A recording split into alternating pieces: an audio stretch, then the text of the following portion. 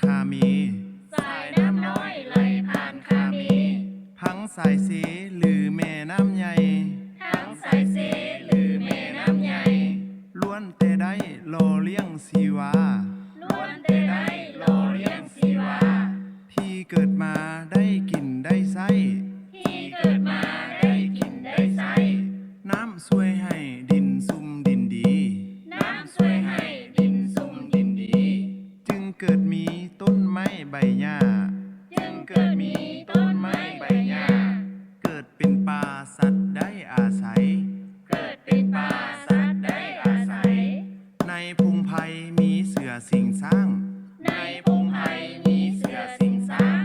พังลิงคางแลนลินกวางฟาน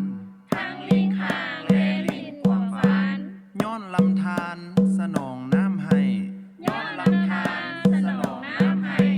จึงเติบใหญ่มาถึงทุกวันจึงเติบใหญ่มาถึงทุกวัน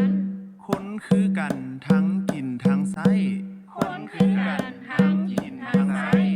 สายน้ำใหญ่เป็นทางไปมาสายน้ำใหญ่เป็นทางไปมาขี่นาวาขึ้นเหนือลองใต้ขี่นาวาขึ้นเหนือลองใต้และยังใช้ในการปลูกฝังและยังใช้ในการปลูกฝัง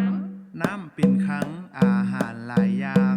น้ำเป็นครั้งอาหารหลายอย่างคนอยู่ทางทำมาหากินคนอยู่ทางทำมาหากิน